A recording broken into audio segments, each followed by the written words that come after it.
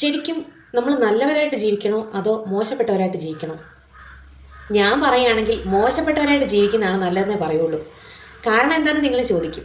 വേറൊന്നുമല്ല, നമ്മൾ നല്ലവനാണ് എന്ന് വേറൊരാളോട് പറയുമ്പോൾ, എടി അവൾ നല്ലൊരു പെങ്കൊച്ച, നല്ല മിടുക്കിയ എന്നൊരാളോട് പറയുമ്പോൾ അവർക്ക് സ്വാഭാവികമായിട്ടും എന്താ നമ്മളോട് തോന്നുക? അസൂയ ആണോ അല്ലയോ?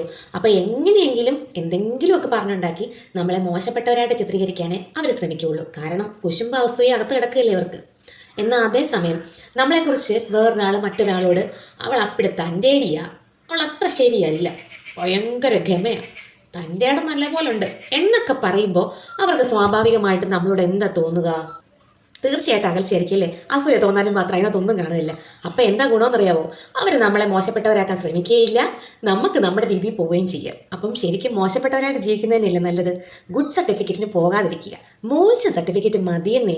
നമ്മുടെ സ്വഭാവം എന്താണോ അതനുസരിച്ച് അങ്ങ് പോവുക. മറ്റുള്ളവരെ നല്ലതാണെന്നും പറഞ്ഞ് കാണിക്കാൻ വേണ്ടിയിട്ട് വെറുതെ ഒരു നടനത്തിൻ്റെ ആവശ്യമുണ്ടോ? അതുകൊണ്ട് നമുക്ക് ഗുണമല്ല, ദോഷം മാത്രമേ ചെയ്യുള്ളൂ. എന്താ? കുശുമ്പും അസൂയയും. അതല്ലെങ്കിൽ സമാധാനം, സ്വസ്ഥം.